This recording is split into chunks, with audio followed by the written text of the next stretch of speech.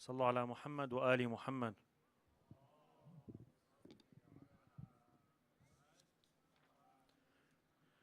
Bismillah ar-Rahman ar-Rahim. In your name, O Allah, we begin.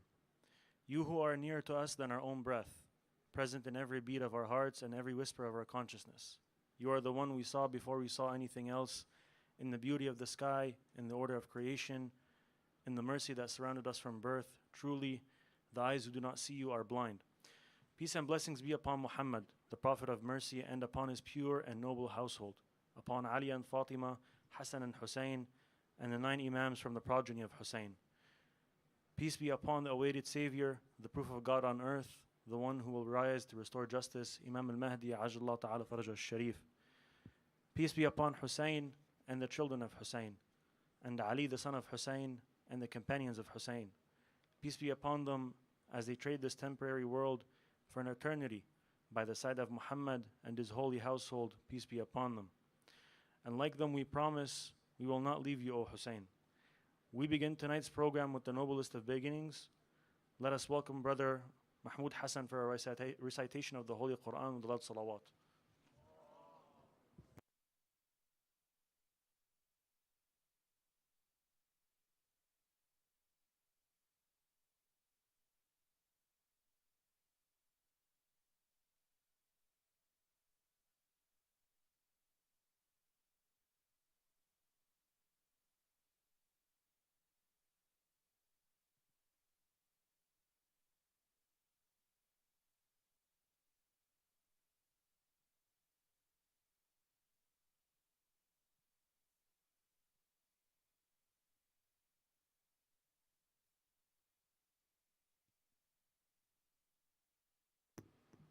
أفلح من صلى على محمد وآل محمد.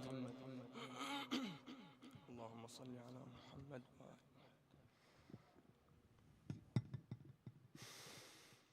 أعوذ بالله من الشيطان الرجيم.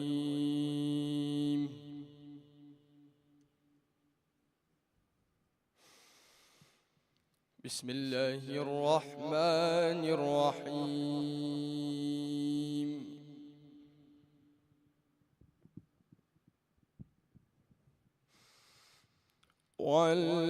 والفجر وليال عشر والشفع والوتر والليل إذا يسر هل في ذلك قسم لذي حجر ألم تر كيف فعل ربك بعاد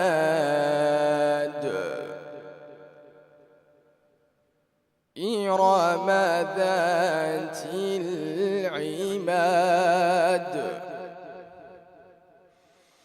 التي لم يخلق مثلها في البلاد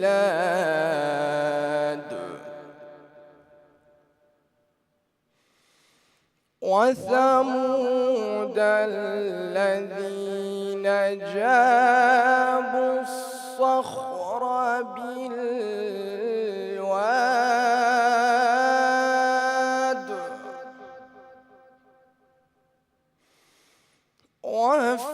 وفرعون ذي الأوتاد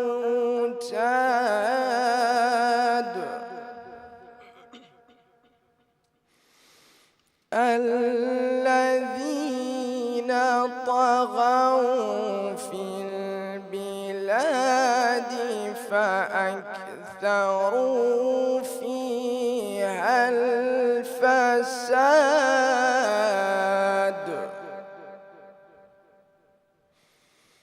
فصب عليهم ربك سوط عذاب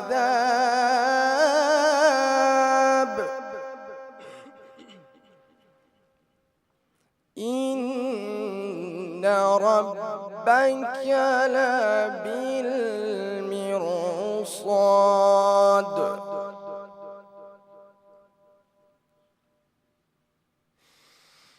فأما الإنسان إذا ما ابتلاه ربه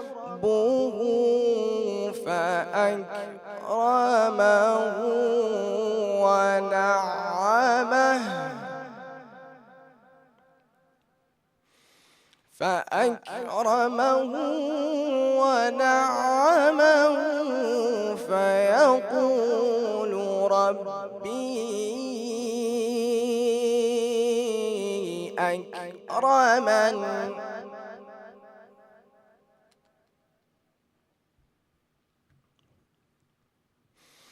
وأما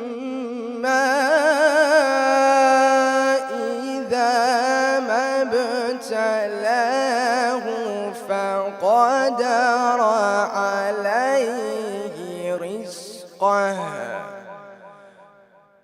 فقدر عليه رزقه فيقول ربي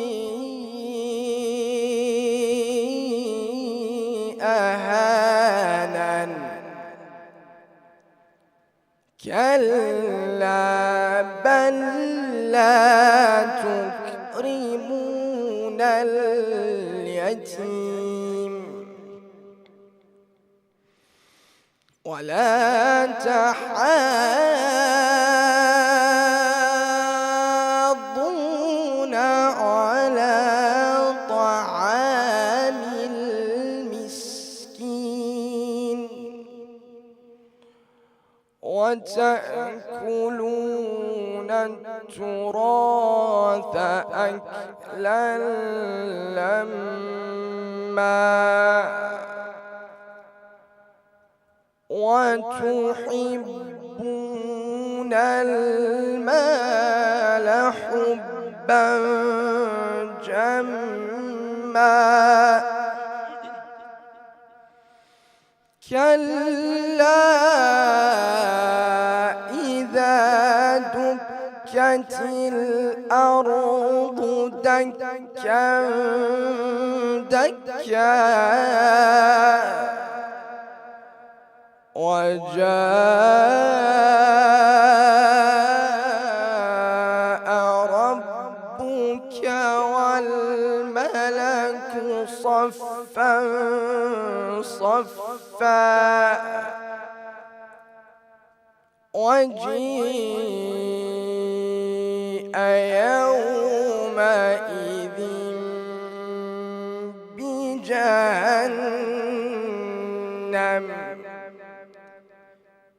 يومئذ يتذكر الإنسان وأنى له الذكرى يقول يا ليتني قدمت لحياتي فيومئذ لا يعذب عذابه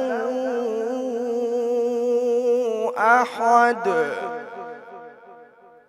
ولا يوثق وثاقه أحد يا أيتها النفس المطمئنة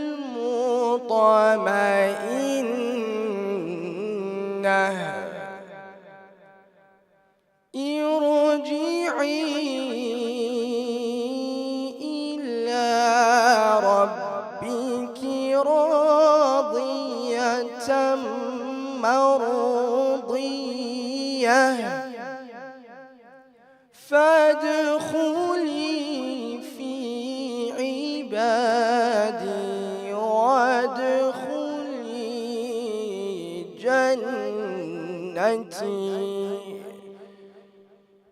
بسم الله الرحمن الرحيم إذا جاء نصر الله والفتح ورأيت الناس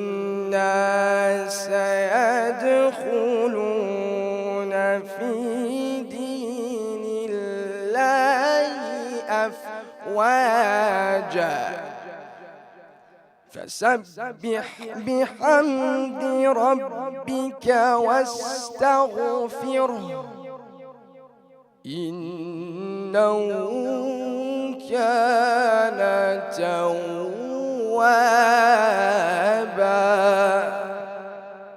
صدق الله العلي العظيم وصدق رسوله الكريم وإنا على ذلك من الشاهدين صلوات.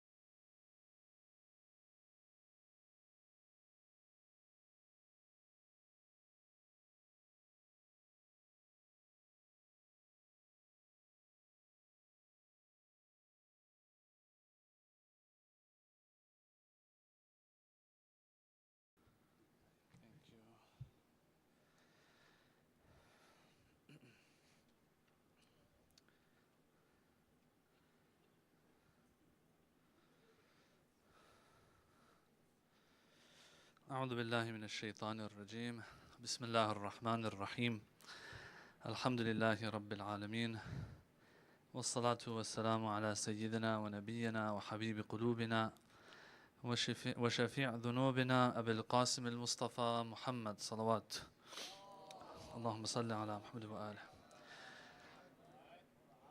وعلى أهل بيته الطيبين الطاهرين واللعن الدائم على أعدائهم أجمعين صلى الله عليك يا أبا عبد الله. As I've said previous nights here and there, Allah subhanahu wa ta'ala, He only has so many tools to use to elevate us. I talked about how these tests that we have before us, tests, whether it's wajib and haram, whether it's other things, whatever it is, hardships, calamities, these are all opportunities really to try our best to make the most of. That's what this world is all about. But as I've said, Allah only has so many tools to work with when He wants to elevate us in this life. And so tonight I want to talk about one of those other ones. For us especially, when I look at this, the wall here, it says Kunu Husayniyin, correct? Yeah, it's nice and easy to say that, you know, in the first 10 days of Muharram, where everyone's all hyped up, the atmosphere is different, and so on and so forth. It's nice and it's easy to say that. Saying it is one thing. Saying Labbaika Ya Hussein is easy if you want to verbalize it. But the question is this: Imam Hussein gave his life for what? For Islam. Correct? If Imam Hussein gave his life for Islam so that Islam reaches us, that's the primary goal of Imam Hussein, correct or incorrect? Or is the primary goal of Imam Hussein and what he did that we uphold his aza every year? No, the primary reason, if you ask himself, he says that I see Islam is going the wrong way, I need to fix it up, I need to set things straight. إنما خرجت لطلب الإصلاح في أمة جدي. I am after fixing the religion. Why? Oh Hussein, why? He says, because I want the future generations to be able to benefit from this Islam. What's the point of benefiting from Islam? Well, you secure akhirah through this Islam. Eternity and infinity you secure with this Islam? Okay, Islam has certain teachings. For me, if I want to say Labbaik Ya Hussein, and I've said this in previous lectures elsewhere as well, I always say this. It's scary actually to say Labbaik Ya Hussein. Do you know why? Because you say Labbaik Ya Hussein, oh Hussein, whatever you want from me, I'm there to answer you. Of course, it's nice, it's beautiful, it's encouraged highly, greatly. The Aza of Imam Hussein, the Latum and Latmiyat that you guys have, and it's a beautiful atmosphere, right? Labbaik Ya Hussein though, yeah, it doesn't just mean that I am here for you in these 10 days, 40 days, 2 months, Muharram, Safar and all of that to remember you. That's not what Labbaik Ya Hussein means. I don't think it is. Labbaik Ya Hussein means, Hussein, you did certain things for certain reasons. I am letting you know that I am trying my best to also be in line with that which you pursued and what you did. That's the teachings of Islam. Labbaik Ya Hussein means every day till next year. In the most boring of months, Muharram is not a boring month. Muharram is a lively month. Muharram is a beautiful month. Not all months are like Muharram. Not all months are like Ramadan. Yeah? But Labbaik Ya Hussein is an everyday thing. As a matter of fact, Labbaik Ya Hussein isn't the real thing. The real slogan is Labbaik Ya Allah. That's the real slogan. Yani Imam Hussein, when he did what did he say in those final moments? Ridan bi ridak, tasliman li amrik. In other words, Labbaik Ya Allah. Imam Hussein says, whatever you want, oh Allah, that's what I'm after. So even if we are telling Imam Hussein, we are there, we want to do what you were after. We're pursuing. In reality, what are we after? We're pursuing the satisfaction of Allah subhanahu wa ta'ala. It's that simple, really. It's really that simple. That's why Labbaik Ya Hussein isn't going to be limited to these days and certain actions and rituals that we do.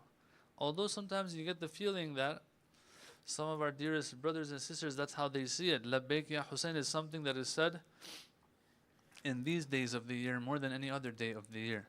In reality, every time I'm struggling with something, there is a Labbaik Ya Hussein there that I'm practically saying or I'm not saying by fulfilling the teachings of Islam that he gave his life for to reach me. I'll give you a little story. Years ago, there was this brother, he told me, it was a center that I was in for lectures and stuff. And one of the guys that was running the programs and was in charge of things, he told me that, yeah, so-and-so said he wants to recite Quran in the beginning of the majlis, in the beginning of the program. But I told him we're not having Quran. And I lied to him. Because I don't like his recitation. Unlike the brother who recited MashaAllah and the other ones who recited previous nights, beautiful recitations. MashaAllah. But anyway, he said, I lied to him. I mean, he said it straight up to me. I'm like, why are you telling me this? I lied and I said there is no Quran so that he doesn't recite. Right? So why is he doing this? Question. I want us to watch out for this because I'm not trying to judge that guy. But if we're not careful of things, look at how much of a fallacy we're putting ourselves in. Watch this. It's going to go circular, okay? This person's doing this. Why? Because in his eyes, it's ruining the program of Imam Hussein. Because the person doesn't have a good voice. Okay? So in reality, I am doing this for the sake of the program of Imam Hussein alayhi salam. Well, why did Imam Hussein do what he did? To preserve Islam, right? Alright, so I'm doing this. So the program of Imam Hussein is going the way it's supposed to because he wanted to save Islam. And so I want to save Islam. Why do you want to save Islam? Because Islam has certain teachings that are supposed to reach us. And if we don't uphold the memory of Imam Hussein, then this sequence will be broken. Okay, so you're trying to preserve the program, make it the best that you can, so that the teachings of Islam can be preserved and passed on to the next generations. One of those teachings of Islam, are you with me, is don't lie. So my guy lies so that the teaching of don't lie reaches others. You see what happened there? Labbaik Ya Hussein isn't just latmiya. Yeah? or masira, or all of these things, yes, they give us a burst of motivation and enthusiasm so that we can live Husseini lives. Husseini life is a life that's in line with Islamic teachings. Khalas, no compromise. We've been talking about this for the past few nights, yeah? Anyway, Labbaik ya Hussein means I will try to follow those teachings that you tried to preserve for me. In other words, I'm not going to step, astaghfirullah, na'udhu billah, I say it like this, I'm not going to step all over your blood, O Hussein, by disobeying the commands of Islam, because that's what you gave your blood for, so that the teachings of Islam can be upheld. It's that simple, really. Okay? Allah only has so many tools to work with, though, for our elevation. One of those Islamic teachings, and this is something that I speak about all the time, maybe every year I talk about this topic, because everywhere I go, I'm sure 80, 90, 95% of the people that are attending haven't listened to some of the stuff that we say in this regard. It's a repetitive topic, though, and that is the Islamic teachings in regards to the parents. Now, especially this crowd, which most of you, it seems like you're young, and if there's anyone that's in the older stage of their life, props to them that they make it up all of these stairs that I barely make up. So, you know what I'm saying? So, I'm pretty sure most of you are young, otherwise you wouldn't be up here right now. And once again, making an exception for the few younger, older ones, especially you in the front, like mashallah, you get here right in the beginning, huh? Yeah? That made it all the way up here. It's a journey. So, considering that, inshallah, most of us are young here, this is a very important topic, but it's not limited to us who are younger. As a matter of fact, it might even show itself more when we're in our older stages of life. When I'm in my 30s or 40s or 50s, when I'm at the peak of my success, I'm at the peak of being what I want to be and how independent I am and so on and so forth. You'll see what I mean, inshallah. So I want you to recite a salawat, please, before we begin this topic. Sallu ala Muhammad wa ala Muhammad.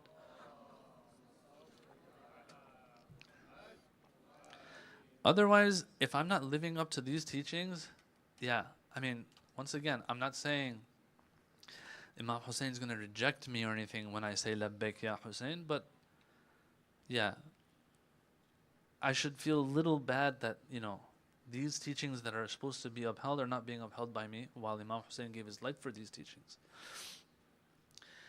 In a nutshell, brothers and sisters, parents, sometimes you would think that Allah is putting them next to the ma'sumeen. It's as if, I'm not saying this is the case necessarily, but it's as if you're supposed to treat them like gods on earth. Now, before anyone jumps to conclusions here and says, but my parents are this, my parents are that, why are you going to make general statements and all of that?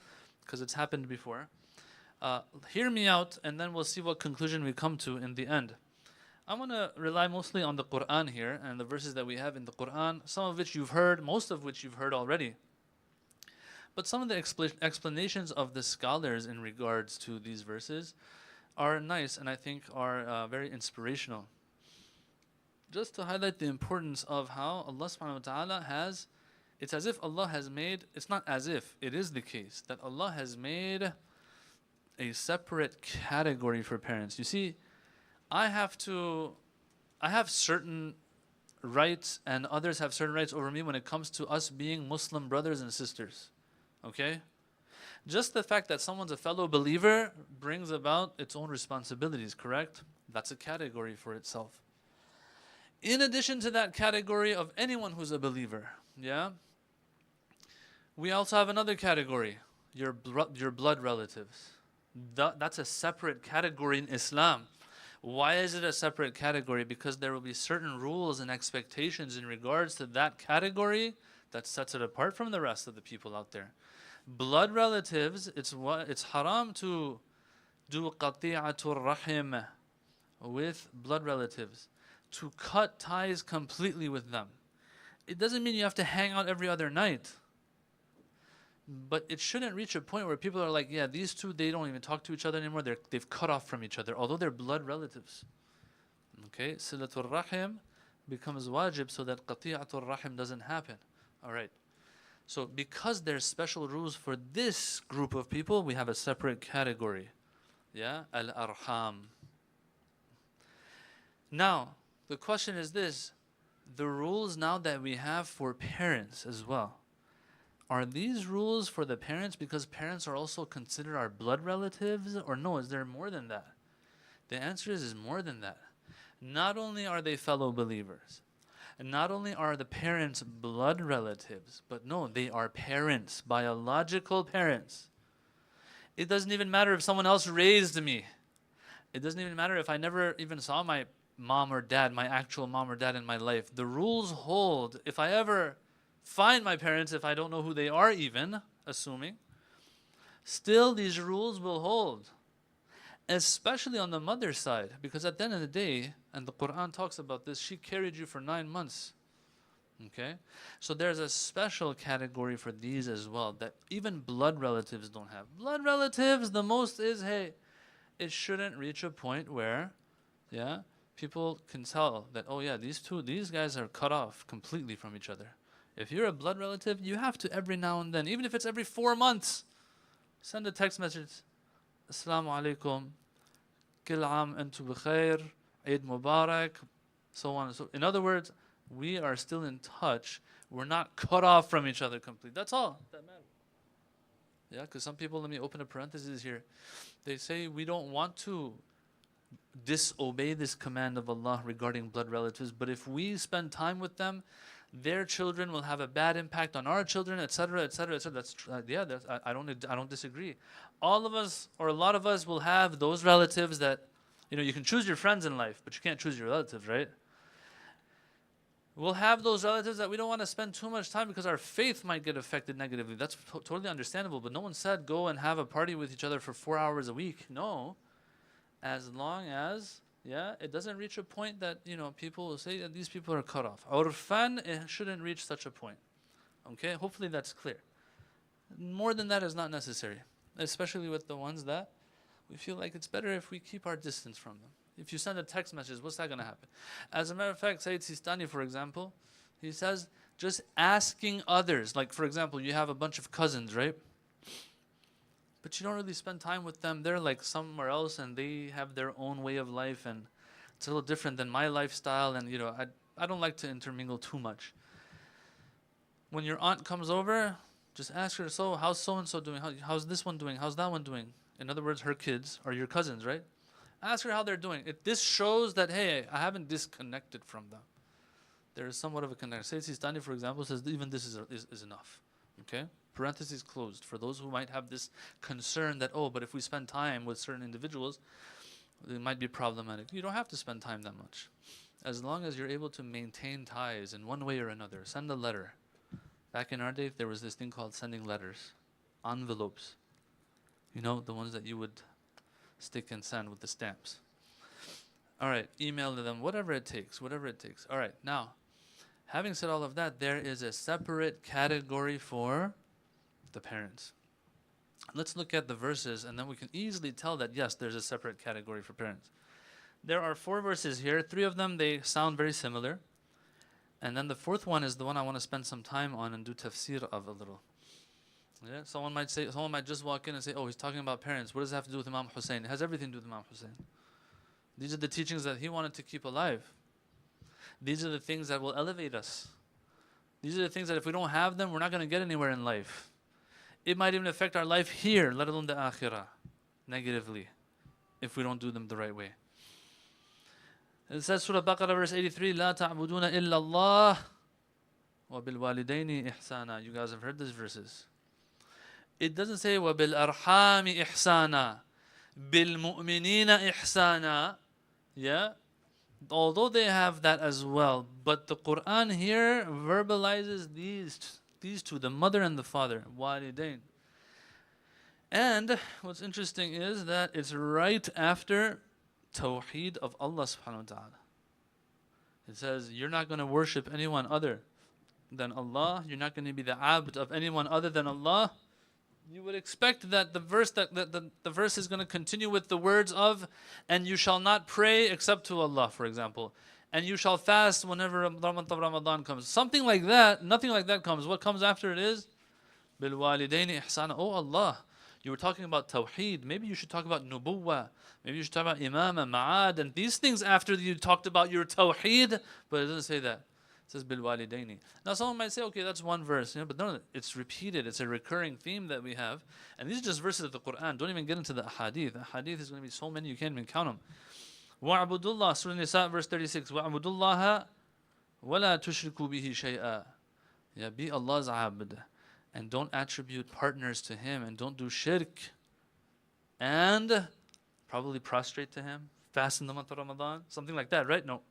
وَبِالْوَالِدَيْنِ إِحْسَانًا. Do good to your parents. Again. Surah An'am 151.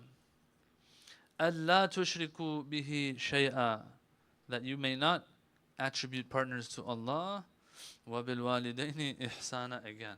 A third time. Same wording. Okay, so now we know this is something Allah really cares about. It wasn't mentioned once in passing because the people might not have what it takes to understand it, or maybe it's not that important. No. It's not like the one that we talked about the other night, وَرِضْوَانٌ مِّنَ اللَّهِ, which is mentioned maybe once in the Quran in passing. Yeah? Although it's something very great, but the people might not have the capacity to understand its importance anyway. So Allah doesn't really open it up too much. He has to talk about rivers of honey and milk to us instead. Things like that. But this one, Allah keeps saying it again and again. And then there's another verse.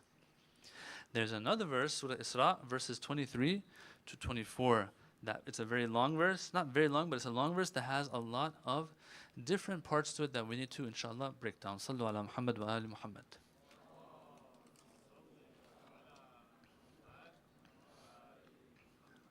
And you'll see that this is not just for the 20-year-olds and down. This is going to be for us 40, 45, 50, 55 super successful entrepreneur types as well. All right. It says, وَقَضَى رَبُّكَ. Allah has decreed. It's set in stone by Allah that لَا تَعْبُدُوا إِلَّا إِيَّاهُ. You're not going to worship or be abd of anyone except Him. وَبِالْوَالِدَيْنِ إِحْسَانًا. This is the fourth time in the Quran that it's saying the same exact phrase. But then it goes on.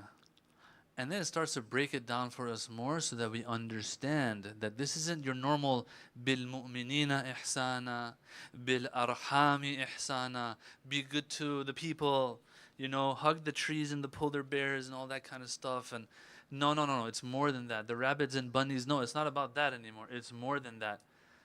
It says, إِمَّا يَبْلُغَنَّ عِنْدَكَ الْكِبَرَ أَحَدُهُمَا أَوْ كِلَاهُمَا. It puts its finger on a certain stage of the life of the parents. We'll get to this. It says either one or both of them even might reach, if they reach old age and you're still with them, they're still alive with you. Yeah? And you all know this part. فَلَا تَقُلْ لَهُمَا أُفٍّ. And we'll talk about that a little bit inshallah as well. Don't say even uff to them. وَلَا تَنْهَرْهُمَا. Don't raise your voice over them and shout either. وَقُلْ لَهُمَا قَوْلًا كَرِيمًا. And say something nice to them when you speak to them. Yeah. And then it goes on. That's not enough. وَاخْفِضْ لَهُمَا جَنَاحَ الذُّلِّ مِنَ الرَّحْمَةِ. And spread out the wings of dhull. Here you don't say hayhat minna dhilla, okay? With your parents, yeah? You don't say hayhat minna dhilla and then you fight back or something. It's different here. This is a different category, all right? And we'll get to that as well. I'm just translating the verse for now, and then we'll talk about the different points that are there. Spread out the wing of lowliness, dhull. In other words, kind of bring yourself down for them. We'll talk about that. وَقُلْ رَبِّ ارْحَمْهُمَا كَمَا رَبَّيَانِي صَغِيرًا. And say, oh Allah, have mercy upon them the same way they had mercy upon me when they were raising me as a little child. When I was nothing, now I feel like I'm something. When I was nothing and I was in total need of them. All right, so there's 5-6 things that we need to talk about here in this verse, okay? Just to let us know that, guys, yeah, coming to the center, seeing people once a day for an hour or two, or then maybe once a week for programs, it's easy to be good to each other here. But being good in places with where others can't see, number one. And number two, with people that we're always with is going to be much harder. And this is why this is one of the tools that Allah uses for our elevation. One of the ladders He puts in front of us for us to go up on, not to fall over on. Okay? First of all, out of all the different stages of the life of one's parents, the hardest stage has been singled out. Yeah? It says they reach a point where they're too old now. All right? So as I said, guys, younger people, 20-year-olds, 15-year-olds, 25-year-olds, this isn't for you necessarily only. This is for the 40 and 50-year-olds as well. Because it's usually around this age onwards that our parents have reached such an age. Unless your father is Prophet Ibrahim and he had you at a very late time. That's a different story. But usually that's not the case. All right? Because this is the stage where they become so frail, yeah, that we have to take care of them. We have to be patient with them. They're not being patient with us anymore. We have to be patient with them. They are still imposing their will on us. Yeah? So think about it. You've become like a scholar, let's say. Your dad is still telling you what Islam is all about. You're like, Dad, look at this. You know what I'm saying? I mean, I've studied half my life now. Like, I think I know what I'm doing. But he'll still give you pointers and stuff on things, yeah, on what you have expertise in. Yeah, so they're still kind of imposing their will on us. Although when I look, I'm like, Dad, Mom, like, really? I'm the one who's taking care of you right now. Why are you, stepping on my toes? It's a time when we're too busy with our own lives, right? We have enough going on, and then this is just going to be an added problem now for us that has no return on investment for us, as if. Yeah, it's something that takes extra time from us, maybe extra expenses on us, and so on and so forth. So the verse has pointed out maybe the hardest stage that a person has this test on them. Let alone if you're in your 20s or in your teens, guys. You're still probably dependent on them financially. Dependent on them to have even if you're making your own money, you're still probably living with them when you're 18, 19 years old at home, right? Ain't nobody getting married to you at 18. Yeah? So you're still probably with your parents, right? So even if you are making your own money, still you're living in the house with them. Now I don't know about Ottawa, but in Toronto it's going to probably be the case. Toronto is like, the prices are through the roof. Yeah? Through the roof, no puns intended. So out of all the stages, it's pointing out the stage where you least need your parents even. So what's for sure is this is going to be applicable to you all as well, who are still dependent on them. Yeah? Then we have three things that are emphasized here. Number one, it says if this stage comes where it's total dependence on you and you have nothing to do with them, you would be better off without them even. In this stage, when they are maybe poking and sometimes unintentionally, like they're just living their life, but you just aren't feeling it that day. You know what I'm saying? It says, don't even say uff to them. Now, we all know the explanation of this uff, right? In Arabic, when you say uff, it's not something necessarily that you say even. It means to exhibit some form of disgust. To show a little bit that you're upset, yeah? So it's not like the verse is saying don't say anything. Yeah, no, anything that you do that represents disgust and being upset and those things, you're not allowed to. So for example, slamming the door, rolling your eyes even, guys, rolling your eyes, okay, in a way that they see it and they get the message. This probably falls under the category of uff. Uff, in other words, is the least thing that you can do that will get the message to them that, why are you saying this to me? Or why I'm upset at you or something like that. Yeah? It's hard when you're in your 20s and you're still dependent on them in everything, or in your teens. Then it's going to really be hard when you're in your 40s or 50s and you're super successful at the peak of everything and it's your prime. Yeah? And then they're nobodies anymore. They used to be somebody and you were nothing. Now you're not. You're something. They're not too much. Yeah, it gets even harder there, but this holds for everybody. It says, don't even say or do anything that shows the least amount of disgust. لو ولا تقل لهما أف. Now, the next one says, لا تنهرهما. Don't raise your voice and shout or anything either. Now, someone might say, if the verse already said, don't even do the slightest thing that will show disgust, obviously shouting and raising the voice is off limits. Why is the verse saying this? Because the matter is so important that it's going to verbalize everything. It's going to put its finger on everything. The least that you could do and the worst that you can do.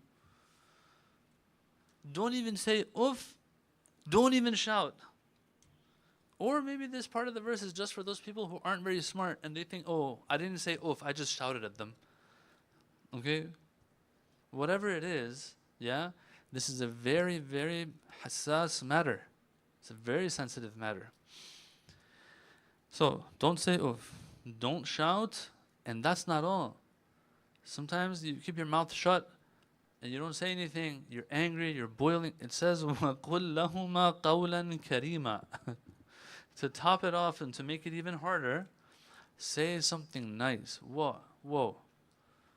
Oh Allah, you are actually tying my hands up. And he's like, yes, I'm tying your hand and I'm taking you up and elevating you. That's what I'm doing. Yeah? Understand. And see, these are verses that give us perspective again. If a person has the right perspective towards these matters, now obviously sometimes we'll reach a point where we just can't take it anymore. And we'll talk about that later. But a lot of times it hasn't reached that point where we lose control of what we're doing and saying now. If a person really, really between them and Allah loses control over what they do or say and they don't really have free will in that moment and their mind isn't working properly, it's a different story. Inshallah, Allah forgives. But usually it hasn't reached that point. Yeah, I get angry, it gets on my nerves, but it's not like it's reached a point where my mind isn't even working properly anymore. So it says that not only any of this, even say honorable things. Allah by force is taking us to Jannah. If we have the right perspective before these things happen, and we're constantly, if anyone out there has a problem with their parents right now, right, then this should be repeated in our mind. Now, of course, I will make a disclaimer right here and right now. Some people say that, yeah, my dad is this, my mom is that, abusive, this, that. There are exceptions to this rule, obviously. I have to do something about that so that I fix the problem, go speak to people, do whatever I can to fix the problem. But just to disrespect them still is going to be a problem, brothers and sisters. We have to understand that. So what I'm saying is that respecting them doesn't equal that whatever they're doing to me is right. Not necessarily. Sometimes what they're doing to us is not right, maybe. They're not ma'soom either. But we have to understand that we uphold the respect at the end of the day and try to keep within those boundaries as much as possible. Yeah? Sometimes it reaches a point that I have to go tell somebody else, a friend, an elder, a scholar, whoever it is that I think that can help. I have to tell them everything that my dad is doing to me. Yeah? And the problems that we might be having. That's okay. Yeah? If the situation calls for it, it's okay. But a lot of times, brothers and sisters, if kids have problem with their parents and stuff, it hasn't reached that point. It's just that they want one thing, the parents want something else, and it gets on their nerves. That's what it really is. Or the parents are too old, they get on the kids' nerves when this kid is super successful in their 40s and 50s, right? And doesn't want to spend time taking care of them, or at least paying others to take care of them at least, yeah? Anyway, so I just want to make sure that we have that disclaimer out there that this exception is there. And just holding someone's respect doesn't mean that I'm not going to try to fix a problem if there is a problem. All right, so that's those three things that are emphasized. Don't say oof. Don't shout. Say honorable things. Then the verses go on. If that wasn't enough, the verses go on to say something even higher than that, which is kind of interesting. I'll tell you why. Because there were times that I would recite these verses and my understanding, I had a certain understanding of it, but then I looked at what Tabatabai says in Al-Mizan, and it was different than what I had thought these verses are saying all my life. So let's go through it. I'll tell you what I thought and what the likes of him say. It says, وَاخْفِضْ لَهُمَا, what was it? جَنَاحَ الذُّلِّ مِنَ الرَّحْمَةِ. That I want you, Allah says, I want you to spread out the wings of lowliness. dhillah. Yeah? Sometimes some kids, they're like, I don't let anyone, well, I don't know, for lack of better terms here, bully me or get the best of me. And so I'm going to answer my parents the same way I would answer someone else in the street if they were to talk to me in a certain way. No, no, no, no, Habibi, that's different. It's different. You're not allowed to. They're not your anybody. They're not just anybody, right? Someone in the street approaches you like that, hayhat min nadhillah. I learned from Imam Hussein, I would punch you in the face because if you're punching me in the face. But on the flip side here, there is no hayhat min nadhillah at home with the parents. As a matter of fact, the Quran says, I want you to bring yourself low for them. Now, spread the wings out of dhul for them. I always thought this verse is talking about how, you know, the mommy birdie, how she opens up her wings around her, what do they call them, chicks, and is protecting them with her wings. I thought the Quran is saying it's as if you spread your wings out for your parents and you try to take care of them like that. But it was always a question for me, okay, the wings, but what is the lowliness part here? When I'm doing something like this, there is no lowliness involved. Tabatabai points something out in his tafsir, and if this is what the verse is saying, which it seems it is, then man, have we misunderstood this tool of Allah that contributes to our elevation. Man, have we misunderstood how great a real labbaika ya Hussein this is. The parents. Tabatabai says, have you noticed, well, I'll say this part. Have you guys seen in Discovery Channel and all those documentaries when it shows these little chicks that are in the nest? And usually they can't see properly either. They're so ugly too, you know? They're like, it's like bald head to toe, okay? They can barely raise their head up, yeah? When they sense that their mother has come with food, what do? They will start opening up their wings and flapping their featherless, ugly wings, yeah? And opening their mouth and making a noise so the mom feels sorry more for this one. This one says, it's as if it's this one saying, Ana miskin. This one says, Ana ashaddu miskinan. I'm even more miskin than the other one. Feed me first. The more you flap your wings and the more you take your wings and show the mother that I'm more dhalil than that one, mother will probably feed you first. You see how far the verse is going according to Tabatabai? This is scary now. Because, and then the dhul part, dhilla and dhul and lowliness part makes sense in this context now, in this tafsir. Here, if we say in this verse, if we say the mother puts her wings around, we want you to put your wings around your parents like a mother that takes care of them. There's no lowliness in it for me who's opening the wings. I'm actually, the hero here and the honorable one. But if we do the tafsir of this verse the way Tabatabai was saying, it makes sense now. This dhul that's in the verse makes sense. Not that I should necessarily, and I'm 50 years old and I go like this to my parents, oh, put something in my mouth to eat. Obviously, that's not what it's saying. What is it saying? It's saying that the same way that chick makes its mother feel that it's in most need of it right now, it says that it's as if make them feel that you need them that much. It's like, what? Tabatabai. Stop it. Yeah, he says, I'm just telling you what I'm understanding from the verse. How much of a test is that for us super important, super famous people and stuff lecturing up here? Yeah? If my mother or father, who's considered a nobody on social media, yeah, no one knows about me, no one knows about them, I have to act like I need them. Oh, Dad, tell me more about this thing that you want to tell me about that you think is super important. I need to learn this. In my heart, I might be saying, gosh, here goes another 35 minutes. But I have to make them feel like, yeah, I need them. And as a matter of fact, guess what? We do need them for Jannah. You've seen some of these, I don't know, the hierarchy of the Hindu hierarchy they have, those different classes of people and stuff. But some of them who are at the high levels, when they're helping people that are at the lower levels, they'll kiss their hands as well and thank them for the opportunity to be able to serve them. Yeah? The Khuddam of Imam Hussein, same thing, and so on and so forth, right? The guy is the one who's doing the service and serving others, but thanks them for allowing me to serve you. Okay, same thing here, times 1,000, times 1,000,000. As a matter of fact, this is the real deal. The rest, yeah, is cool and all, may Allah accept, but it's nowhere close to this. And this one is something that no one sees. These mawakib that we have in the Arba'in Masira, for example, yeah, at the end of the day, that 1 week or 10 days or a few days, however many days it is, in that moment, you know, the hype is there, the synergy is there. Everyone is like in this mode of just khidmatul Hussein wal Hussein yajma'una and all these good things, and it's fun to serve others even. I'm not trying to take away from the thawab of it and the importance of it, obviously. I'm trying to make another point. With the parents, though, you're stuck in the room with them, in the house with them. No one's going to see. There's no atmosphere. There's no hype. There is no...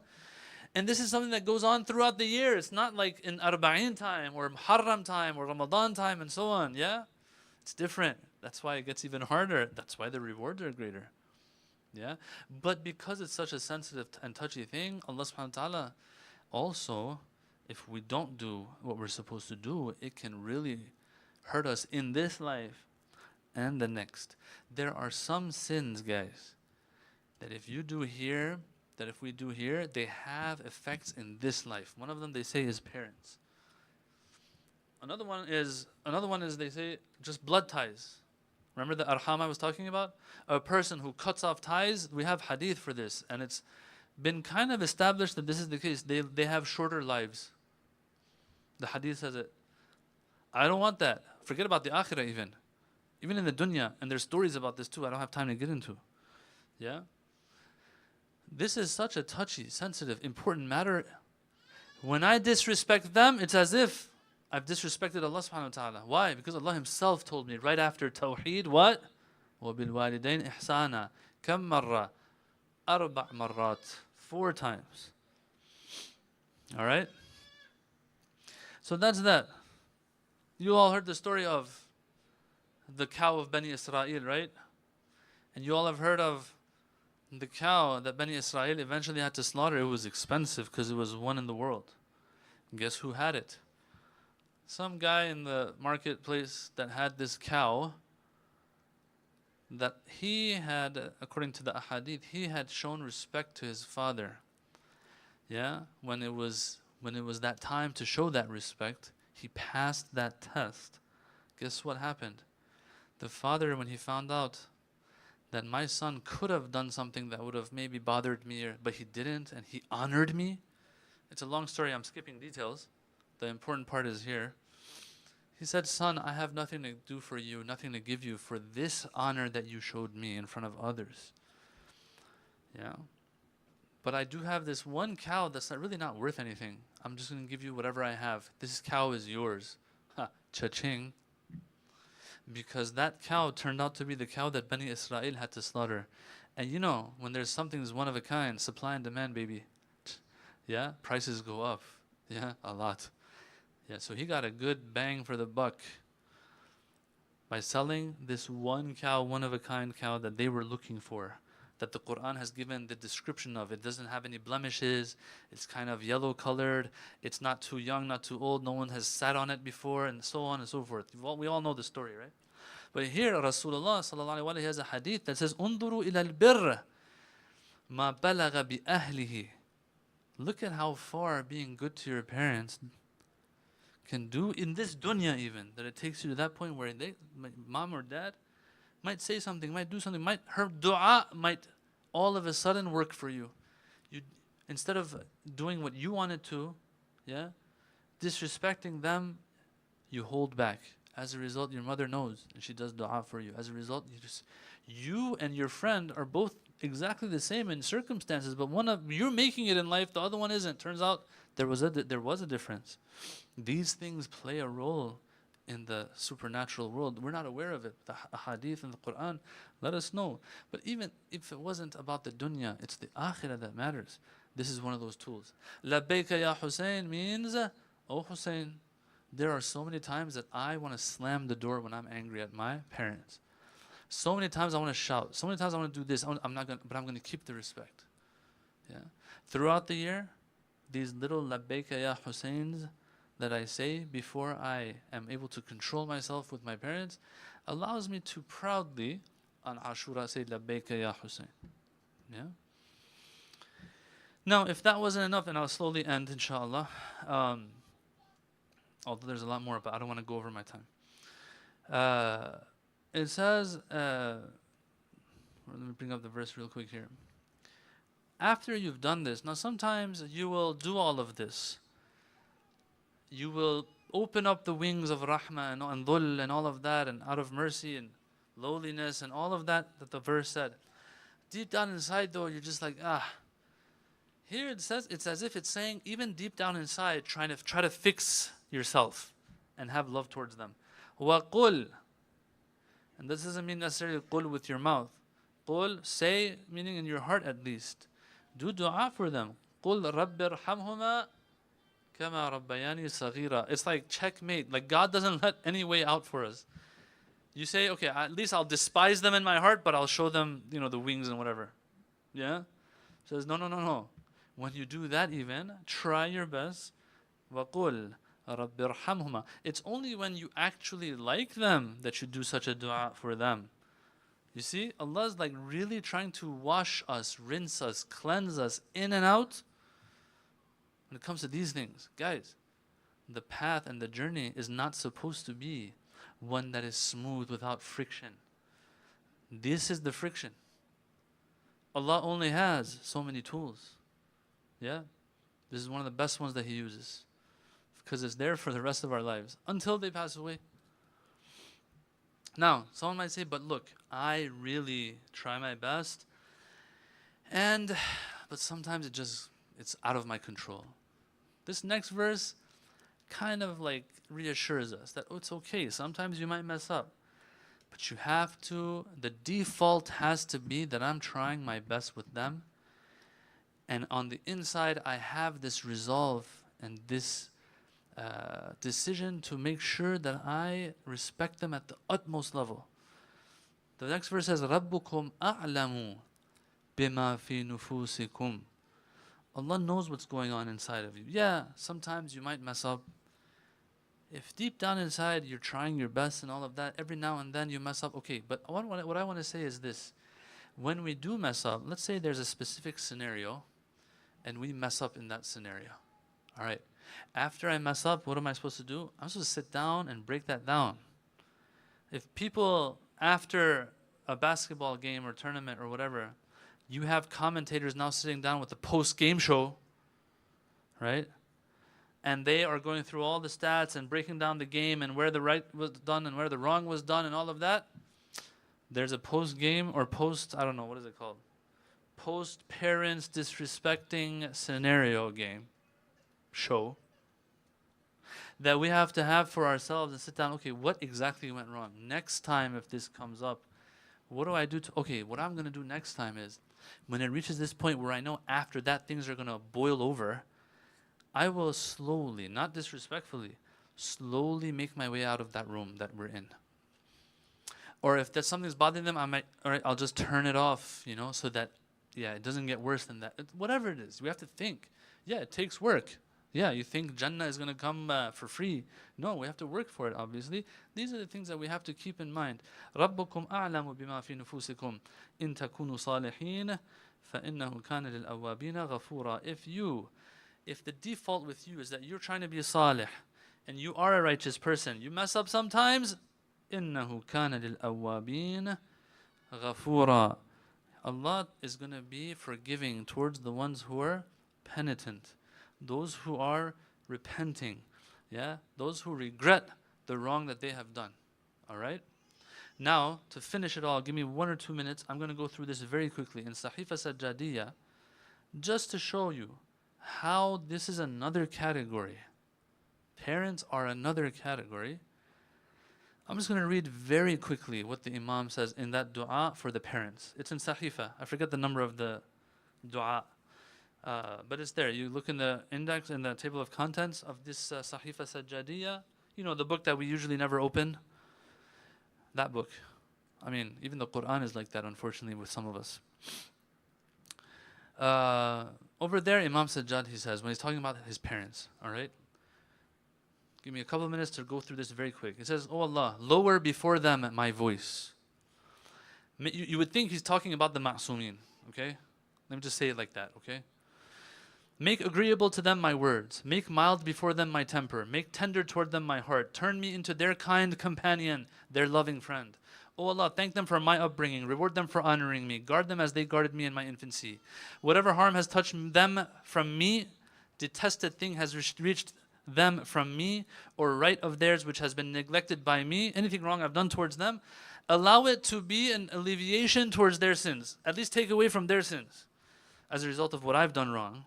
Raise them in their degrees, add to their good deeds. O He who changes evil deeds into manifold good deeds. O Allah, whatever word through which they have transgressed against me." So now, before this it was saying, if I've done wrong to them, at least make this something that is a means of their sins being removed. Now, what if they've wronged me though? "O Allah, whatever word through which they have transgressed," you know, dhulm. Okay? What we've heard is that, hayhat min al-dhilla, right? No dhulm, I'm going to stand up against oppression. This is the one exception that we have to be careful about. Obviously, there are certain cases where certain measures have to be taken. Disclaimer being made again. But usually, this is the case that says, act through which they have been immoderate with me. So if they've said anything, they've done anything that is trampling my rights, right of mine which they have neglected, or obligation toward me in which they have fallen short, what are you gonna ask Allah for now in return? It says, I grant it to them.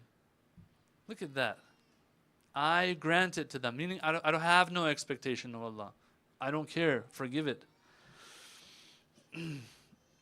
And bestow it upon them, and I beseech thee to remove from them its ill consequence, for I do not accuse them concerning myself. Find them slow in their devotion towards me, or dislike the way they have attended to my affairs.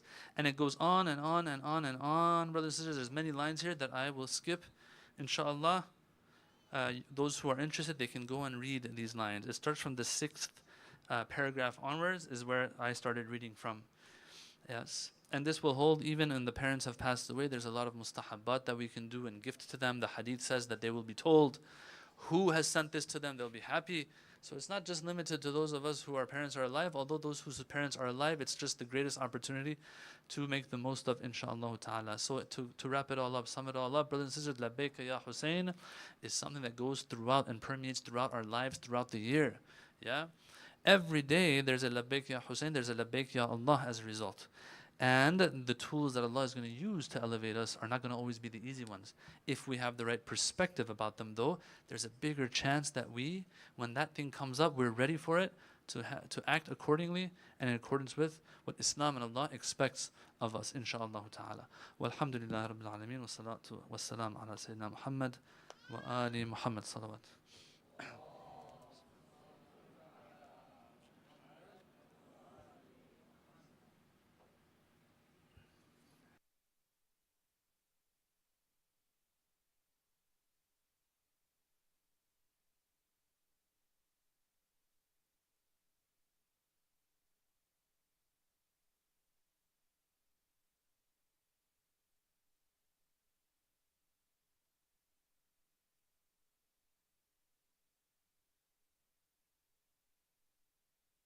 السلام عليكم.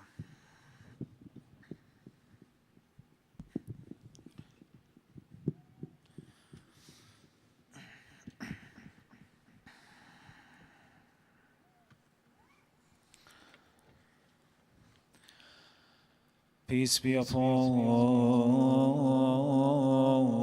you, O Rasulullah. Peace be upon you, O Aba Abdullah. Peace be upon you, O son of Amir al-Mu'mineen and son of Fatima al-Zahra.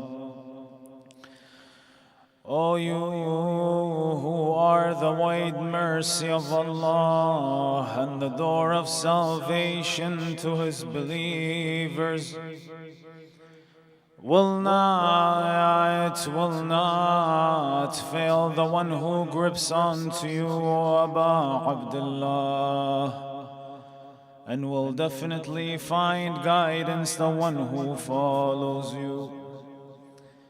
How we wish we were with you, we would have attained the greatest victory. Imam al-Mahdi in Ziyarat al-Nahiya, where he graphically describes the event of Ashura and the pain and the agony in which Imam al-Hussein and his household went through on this big day, he said, "Peace be upon the gray hair that was dyed with blood.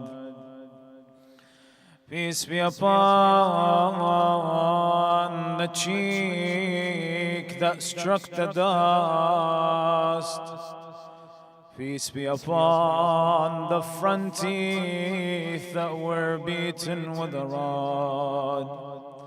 Peace be upon the head raised upon a lance."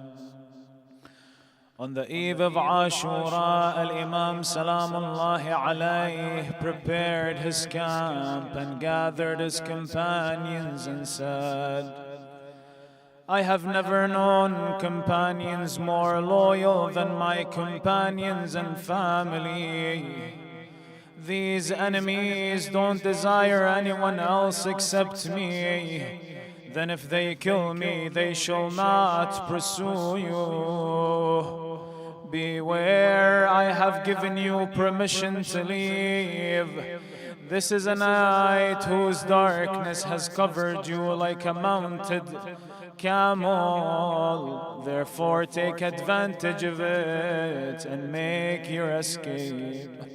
The companions of Abu Abdullah al-Hussein had a different reply. They said, "O Abu Abdullah, if they were to sever our hands and feet and behead us, we will never abandon you, O Hussein." Another companion stood up and said, "Wallahi ya Aba Abdullah, لو أني أعلم أني أقتل ثم أحرق ثم أنشر ثم أذرى في الهواء ثم أحيا ثم أقتل يفعل بي ذلك 1000 مرة ما تركتك يا حسين." Oh Hussein, even if I come to know that I shall be killed and then burnt in fire and shall be brought to life again, and eventually my ashes will be scattered in the air and I die and I become alive in this way 1000 times, even then I will not leave you, oh Hussein. والله انصارك يا أبا عبد الله، احنا وبالحرب نرخص لك أرواح. لبيك يا ابن الطاهرة، هذا النداء الصداح لا يهم نزف الدماء ولا ما تهم جراح، وش تنفع الدنيا إذا أبو اليمة منها راح. What's the point of this life if Abu Abdullah was to be killed this way? Oh Abu Abdullah, the chant Labbayka Ya Hussein will never die.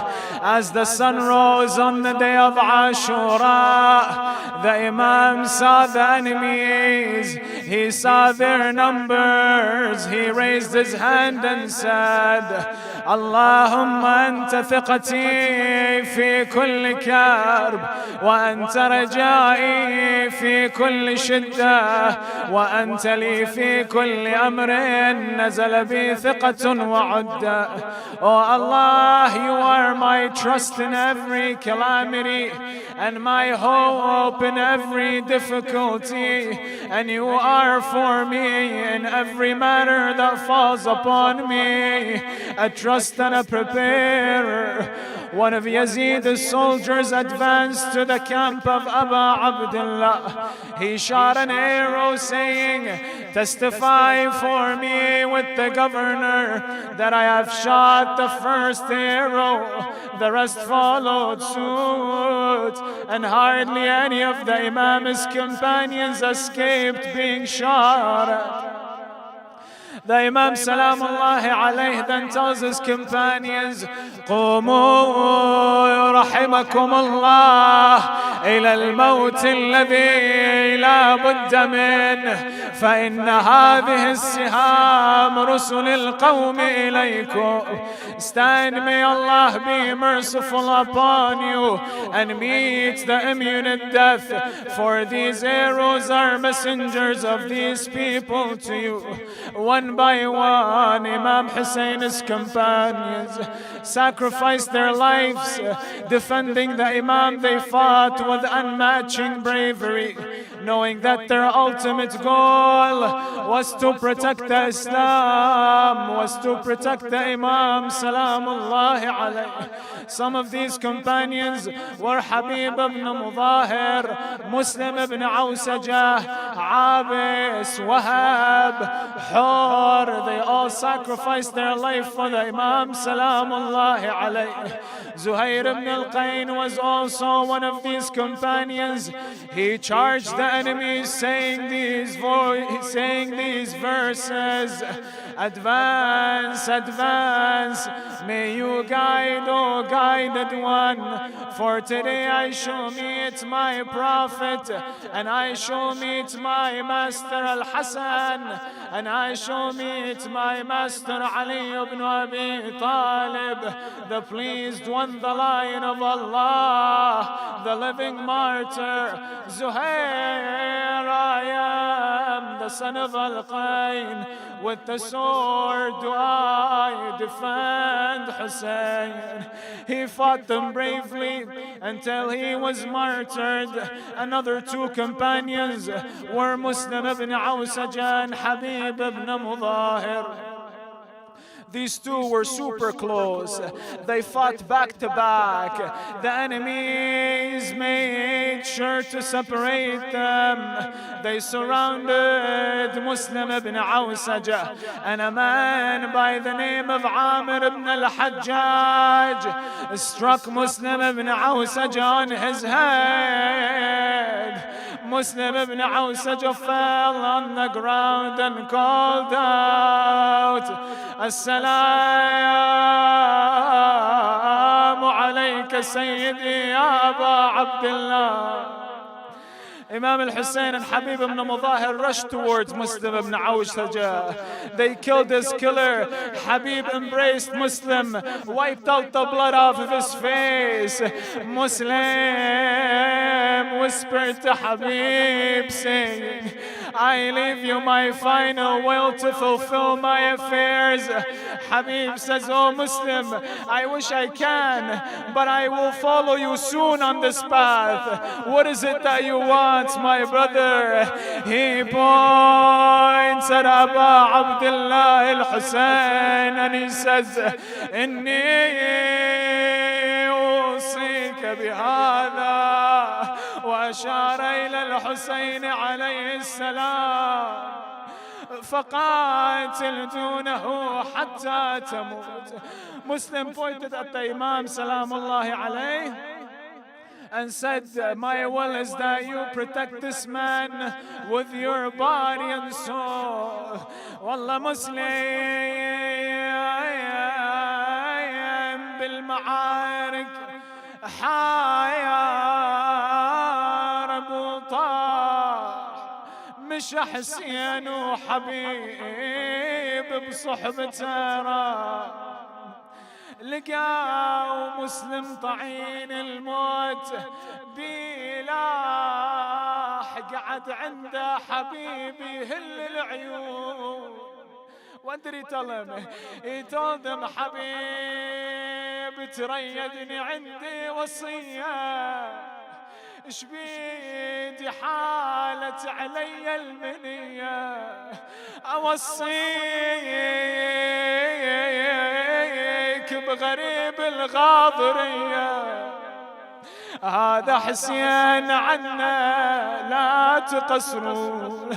May Allah grant us that tawfiq, that love of these companions. They never قصروا والله أبد ما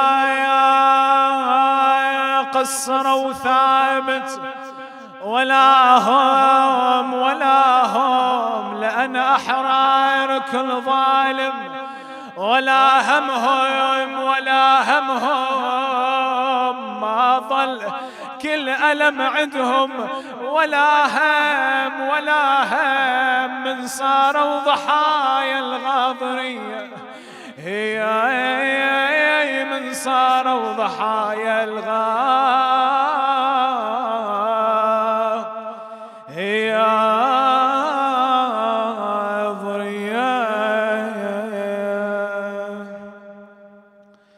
إنا لله وإنا إليه راجعون.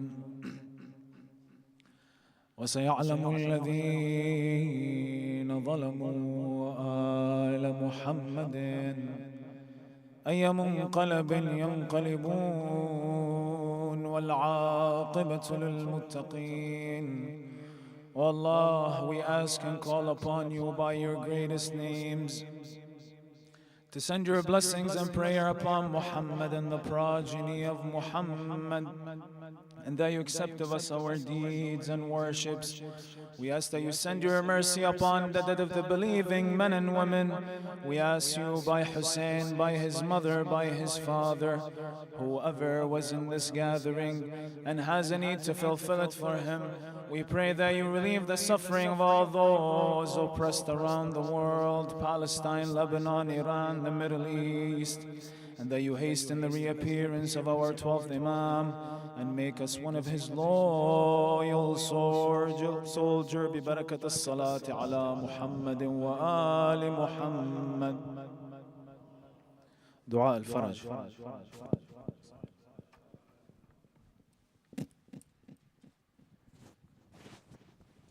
أعوذ بالله من الشيطان الرجيم. بسم الله الرحمن الرحيم. اللهم كن لوليك الحجة ابن الحسن صلواتك عليه وعلى آبائه في هذه الساعة وفي كل ساعة وليا وحافظا وقائدا وناصرا ودليلا وعينا حتى تسكنه أرضك طوعا وتمتعه فيها طويلا برحمتك يا أرحم الراحمين. وصلى الله على سيدنا